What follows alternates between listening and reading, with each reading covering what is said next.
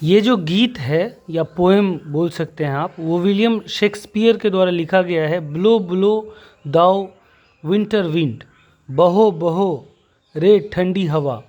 दाओ मतलब तुम ठंडी हवा बहो, ज़ोर ज़ोर से बहो।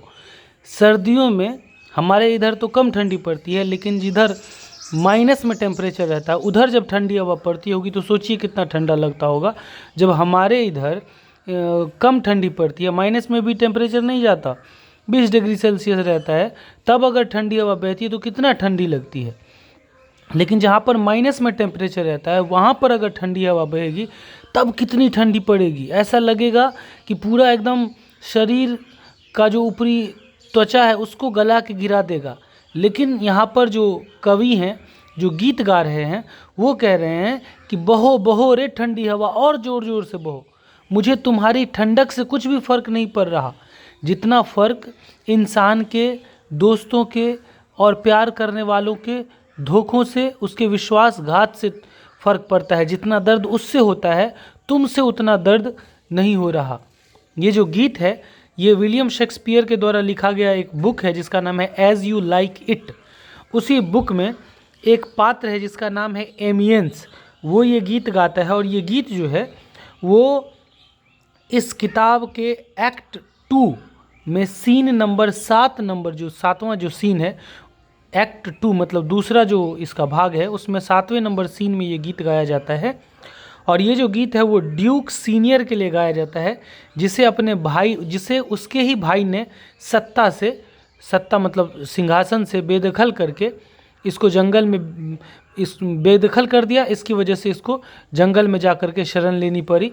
तभी ये गीत गा रहा है कि बहो बहो रे ठंडी हवा, क्योंकि मुझे तुम्हारे इस ठंडक से कुछ भी फ़र्क नहीं पड़ता जितना फ़र्क मुझे अपने लोगों के विश्वासघात से फ़र्क पड़ता है। सही बात है दोस्तों। जब आप आगे बढ़ेंगे, जब आप कुछ अच्छा करेंगे अपनी लाइफ में, तो आपके चाहने वाले ही आपको धोखा देंगे। धोखा तो अपने ही देते हैं, परायों को क्या फ़र्क पड़ता है आपसे। इसीलिए एक बहुत बड़े लेखक ने एक गज़ल कहा है, एक छोटी सी शायरी कही है, वो मैं आप लोगों को सुनाता हूँ, सुनिए। जब तक तलवा चाटोगे तभी तक सबके अपनों में हो तुम, जिसे कहते हो दोस्त वक्त आने दो, अभी सपनों में हो तुम। रहेंगे साथ जब तक करोगे वक्त और पैसा बर्बाद अपना, घूमोगे आगे पीछे जी हुजूरी करोगे। कुछ करना चाहते हो तो याद रखना, कुछ करना चाहते हो तो रखना सिर्फ खुद पर भरोसा। सब निकलेंगे हुतिये जब कोई काम ज़रूरी करोगे। जो है आज तुम्हारे लिए सबसे ख़ास, कल वो बहुत बिजी होगा। बस एक बार पड़ जाए तुम्हें किसी की ज़रूरत, सबको काम बहुत निजी होगा। जो कहते हैं आगे बढ़ो, हम हैं तो क्या गम है, थोड़ा आगे बढ़कर देखना तो पाओगे उनकी आंखें नम है। संभल जाओ ए दोस्त किसी पर भरोसा करने से पहले, भरोसा करके तू बदहवास हो जाएगा। नहीं संभलना है तो मत संभलो, मुझे क्या, इंतज़ार करो तुम्हारी दोस्ती का भी पर्दाफाश हो जाएगा। तो कैसा लगा एक बार कमेंट में वाह वाह कर दीजिएगा, क्योंकि ये मैं नहीं, वो लेखक मैं ही हूँ। तो वो गीत गाता हुआ कह रहा है कि उसे धोखा मिला है, अपनों से धोखा मिला है। ठीक है, तो ये इस धोखे को दर्शाते हुए विलियम शेक्सपियर ने ये पोएम लिखा है, ये कविता। लेखक तो यही हैं, पात्र अलग अलग है। ठीक है, तो चलिए हम लोग ये कविता पढ़ते हैं और उसके बाद सबसे पहले विलियम शेक्सपियर के बारे में थोड़ा समझते हैं। तूने दिल पे चलाई जो कुल्हाड़ी, दिल मेरा टूट गया। ये बीच में से दिल टूटा हुआ है जब अपने लोग दिल पर वार करते हैं तो। ठीक है, विलियम शेक्सपियर जिनका जन्म 1564 में हुआ था और 1616 में इनकी मृत्यु हुई थी। द ग्रेटेस्ट प्ले राइट, ये सबसे महान नाटककार थे, एंड पोएट और कवि थे इन इंग्लिश लिटरेचर, अंग्रेजी साहित्य के। अंग्रेजी साहित्य जो इंग्लिश लिटरेचर है, इंग्लिश के सबसे बड़े नाटककार, सबसे बड़े कवि कौन है? William Shakespeare.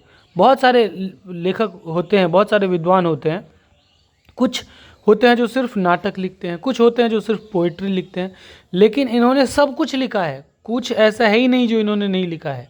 ठीक है, तो ये सबसे महान कवि बोलो या प्ले राइट, नाटककार बोलो, विलियम शेक्सपियर हैं। Was the third of 8 children, ये 8 बच्चों में से तीसरे नंबर पर थे, इनके 8 भाई बहन थे। Born to a glove maker, ये इनका जन्म जो है वो दास्ताना बनाने वाले एक परिवार में हुआ था, ग्लव मेकर के परिवार में।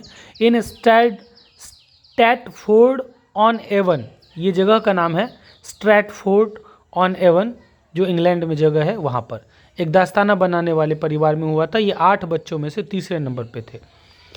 He received little formal education, इनको बस थोड़ी सी प्रारंभिक शिक्षा जो है वो मिली थी, औपचारिक शिक्षा, ये ज़्यादा पढ़े लिखे नहीं थे। एट 18 वर्ष की उम्र में ही मैरिड एने हैथवे, इन्होंने एने हैथवे से शादी की। एंड सून, और जल्द ही मूव्ड टू लंदन, लंदन चले गए। With in a few years, कुछ ही सालों में, ही वॉज वेल नोन, वो अच्छे खासे जाने माने बन गए, सब पहचानने लगे इनको। एज अ लीडिंग एक्टर, एक लीडिंग एक्टर के तौर पर, ये एक्टर भी थे एंड प्ले राइट, और नाटककार भी थे। तो एक्टर और प्ले राइट, नाटककार के रूप में ये जाने जाने लगे बहुत जल्द। हिज ग्रेट ट्रेजेडीज, इनकी जो महान जो ट्रेजेडीज़ हैं, ट्रेजेडीज़ मतलब जो शोकपूर्ण घटनाओं वाली जो नाटक हैं, जो कविताएं हैं, इंक्लूड, जिसमें शामिल है Hamlet, Othello, King Lear, Macbeth, बहुत सारी किताबें हैं, इनकी किताबों का अंत नहीं है। जैसे कि ये जो एक और किताब है एज यू लाइक इट, जिससे ये पोएम लिया गया है वो। ही रोट 154 सोनेट्स, इन्होंने 154 सोनेट लिखा है, 14 लाइन वाली जो कविताएं होती है। सम ऑफ देम आर एड्रेस्ड, उनमें से कुछ सोनेट्स जो हैं वो एड्रेस की गई है, मतलब किसी के प्रति लिखा गया है, किसको एड्रेस करते हुए, किसको इंगित करते हुए, किसको संबोधित करते हुए लिखा गया है। To an attractive young man, एक आकर्षक जवान लड़के को, जवान आदमी को, जवान मर्द को संबोधित करते हुए उनमें से कुछ सोनेट्स लिखे गए हैं। और वो कौन था? द अर्ल ऑफ साउदम्पटन, वो साउदम्पटन का राजा था, वो जो जवान आदमी था। Whom the poet urges to marry, जिसे कवि शादी के लिए उनसे विनती करते हैं, उस कविता के माध्यम से विनती करते हैं, यानी कि ये विनती कर रहे हैं। Others to the mysterious dark lady, और बहुत सारी जो कविताएं हैं वो रहस्यमयी काली महिला के बारे में लिखी हुई हैं। अ लव ट्रायंगल, एक प्यार का तिकोना, जब भी प्यार होता है तो वो लव का ट्रायंगल बन जाता है। एक लड़की देखिएगा और 2 लड़का, एक लड़की से ये लड़का प्यार करता है, बीच में इस लड़के की एंट्री होती है, ये इस लड़के को हटा देता है और इस लड़की को पटा लेता है। तो ये जो लव का जो ट्रायंगल बनता है इनके बीच में, ये अक्सर देखा जाता है, अक्सर लव स्टोरी में देखा जाता है। तो a love triangle two man and a woman is suggested in a number of sonnets, बहुत सारे सोनेट्स में ये लव ट्रायंगल दिखाया जाता, इनके सोनेट्स में दिखाया गया है। Blow blow thou winter wind, बहो बहो रे ठंडी हवा बहो, इज अबाउट मैंस इनग्रेटिट्यूड, ये जो कविता है वो किसके बारे में है? वो आदमी के कृतज्ञता, आदमी की एहसान फरामोशी के बारे में ये कविता लिखी गई है। आप किसी पर एहसान करते हैं और फिर बाद में वो धोखा दे देते हैं, ठीक है। रहेंगे साथ जब तक करोगे वक्त और पैसा बर्बाद अपना, ठीक है। घूमोगे आगे पीछे जी हुजूरी करोगे, कुछ करना चाहते हो तो रखना सिर्फ खुद पर भरोसा, सब निकलेंगे हुतिये जब कोई काम ज़रूरी करोगे। तो सब बेवफा हो जाते हैं, सब विश्वासघाती हो जाते हैं, सब एहसान फरामोश हो जाते हैं, कृतज्ञ हो जाते हैं, इनग्रेटिट्यूड हो जाते हैं जब आप कोई अच्छा काम करेंगे। तो इंसान के कृतज्ञता, इंसान के एहसान फरामोशी के बारे में ये कविता लिखी गई है। द कोल्ड विंटर विंड, जो ठंडी में जो विंड हवा बहती है, does not cause so much suffering, वो बहुत ज़्यादा सफरिंग मतलब पीड़ादायक नहीं होती है जितनी कि एज अ मैंस इनग्रेटिट्यूड, जितना कि एक इंसान की कृतज्ञता, एक इंसान की एहसान फरामोशी, एक इंसान का विश्वासघात जितना दुख देता है उतना ठंडी हवा दुख नहीं देती है। चलिए शुरू करते हैं। ये पोएम, ये गीत blow blow thou winter wind, ये यहाँ से स्टार्ट है और यहाँ पे ये पहला स्टैंजा है, ये यहाँ पर ख़त्म है। ठीक है, तो इस पोएम में, इस पोएम का जो थीम है वो 4 चीज़ों के बारे में इस कविता में बात होती है। पहला, इंसान के इनग्रेटिट्यूड के बारे में, ह्यूमन इनग्रेटिट्यूड, इंसान के एहसान फरामोशी के बारे में। दूसरा, बिट्रायल एंड फॉल्स फ्रेंडशिप, धोखा और झूठी दोस्ती के बारे में। ठीक है, तीसरा है जो नेचर और ह्यूमन नेचर के बीच में यहाँ पर कंपेयर किया जाता है कि नेचर, जो प्राकृतिक जो दुख होता है, जो बाहरी जो दुख होता है, जो प्रकृति के द्वारा मिलती है, बहुत गर्मी से दुख मिलता है, बहुत ठंडी से दुख मिलता है, किसी के पास घर नहीं है, छत नहीं है तो बारिश में भीगते हैं रात भर, उसका दुख मिलता है। तो वो सारा दुख उतना दर्द नहीं देता जितना इंसान के द्वारा दिया गया धोखा दुख दर्द देता है। तो नेचर, प्रकृति और ह्यूमन नेचर के बीच में कंपेयर किया गया है और इसमें आयरनी और सार्काज्म भी है, मतलब इसमें विडंबना और व्यंग भी किया गया है नेचर और ह्यूमन नेचर के बिहेवियर के बारे में। इंसान के ऊपर में व्यंग किया गया है कि देखो इंसान का धोखा, इंसान की बेवफाई कितनी दर्द देती है, जबकि इतनी बड़ी बड़ी आपदा, कितनी बड़ी बड़ी आपदा है, बाढ़, सुखाड़, भूकंप, बरसात, ठंडी, गर्मी, ये सारी आपदाएं जो रियल में आपदा है, जो दुख देने वाली है, वो सब दुख नहीं देती। वो पीड़ा तो कुछ है ही नहीं जितना कि एक इंसान जब ठगता है, एक इंसान जब विश्वासघात करता है, वो दुख देता है। ये व्यंग किया गया है इंसानों के ऊपर में। तो चलिए पढ़ते हैं। कहते हैं, इस गीत में गाता हुआ वो गीत में कहता है जंगल में कि blow blow thou winter wind, बहो बहो तुम ठंडी हवा बहो, thou art not so unkind, तुम्हारी जो कला है वो इतनी ज़्यादा निर्दयी नहीं है, तुम्हारा जो तुम जो दुख दे रहे हो, तुम्हारी जो पीड़ा है, तुम्हारे द्वारा जो दिया गया पीड़ा है, वो इतनी ज़्यादा अनकाइंड नहीं है, इतनी ज़्यादा निर्दयी नहीं है। एज मैंस इन ग्रेटिट्यूड, जितना कि एक इंसान के द्वारा, एक इंसान की कृतज्ञता होती है, इस एक इंसान की एहसान फरामोशी जितना दुख देती है, उतने तरीके से तुम दुख नहीं दे रहे हो। दाई मतलब तुम्हारा, योर। ठीक है, दाओ मतलब यू और दाई मतलब your. Dai tooth is not so कीन, तुम्हारे जो दांत हैं वो इतने ज़्यादा तीखे, इतने ज़्यादा नुकीले नहीं हैं। मतलब तुम जो ठंडी हवा, कितना जैसा लगता है एकदम काटता रहता है, देखिएगा कभी ठंडी, अपने उधर तो कुछ भी ठंडी हवा नहीं बहती है, लेकिन जब ठंडी में जब हवा बहेगी तभी देखिएगा कितना एकदम कपकपा देता है। तो ये कहते हैं कि तुम्हारा जो दांत है, तुम्हारे जो दांत हैं वो इतने ज़्यादा तीखे नहीं हैं, बिकॉज, क्योंकि दाउ आर्ट नॉट सीन, क्योंकि तुम दिखाई ही नहीं पड़ते, तुम तो दिखाई देते नहीं हो, तुम तो सिर्फ बहते हो और लगते हो, तो कोई बात नहीं है। ऑल दो दाई ब्रेथ बी रूड, हाँ हालांकि ये दाव है, ये दाव, ये दो है और ये दाव है, ये ALTHOUGH, इसको पढ़ेंगे ऑल दो, क्या पढ़ेंगे, ऑल दो, और इसको पढ़ेंगे दाव। तो ऑल दो, हालांकि तुम्हारे जो सांसें हैं वो बहुत ज़्यादा र्यूड हैं, बहुत ज़्यादा क्रूर हैं, लेकिन तुम तो दिखाई नहीं देते, इसलिए उतने ज़्यादा दर्द नहीं देते हो जितना ज़्यादा दर्द एक इंसान का इनग्रेटिट्यूड देता है। अब बीच में इस पोएम को, इस गीत को और ज़्यादा म्यूज़िकल बनाने के लिए ये 2 लाइन दिया गया है। हे हो सिंग, हे हो unto this green holly, most friendship is feigning, most loving me of folly। हे हो, तो हे हो तो ऐसे ही होता, हो हा हा, इसका क्या मीनिंग होगा, इसका कोई मीनिंग नहीं है, बस म्यूजिकल बनाने के लिए। तो हे हो सिंग, हे हो गाओ, हे हो unto this green holly, जो ये जो हरा भरा जो हॉली है, हॉली मतलब एक सदाबहार पौधा होता है, पेड़ होता है जिसके पत्ते कांटेदार होते हैं।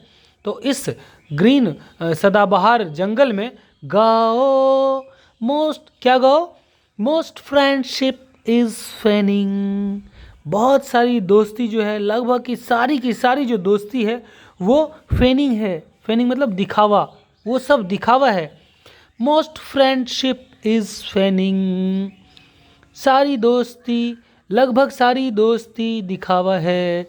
मोस्ट लविंग मी अ फॉली, और सारा जो प्यार है वो मात्र मूर्खतापूर्ण है, मूर्ख बनाने के लिए है एक दूसरे को।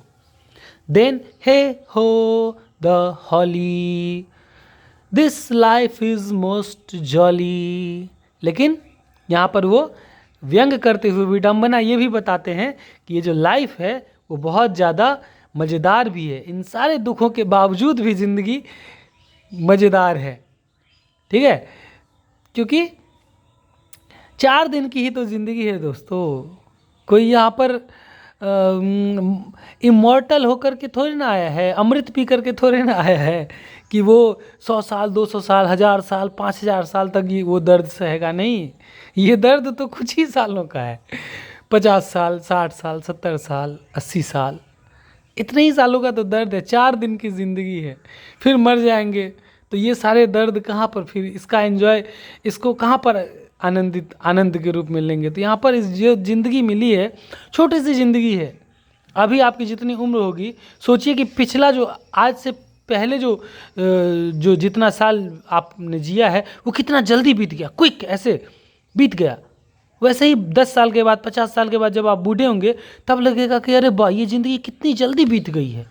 अभी लग रहा है कि पहाड़ अभी जवान होंगे, फिर ये होगा, फिर बूढ़े होंगे, फिर बूढ़े होने के बाद पोते पोती होंगे, फिर उसके बाद मरेंगे। कितना अभी लंबा टाइम है। लेकिन जब आप उस उम्र पर जाएंगे, उस पैदान पर जब जाएंगे, तब लगेगा अरे बाप रे बाप, कितना जल्दी ये जीवन बीत गया है। तो ये जीवन जो है, this life is most jolly, ये जो जीवन है बहुत ही मज़ेदार है। इसमें सुख दुख आते रहेंगे, तो इससे डरना नहीं है, इससे पछताना नहीं है, इसको ऐसे ही जीना है। क्योंकि लोग तो धोखा देंगे ही, लोगों का काम है धोखा देना।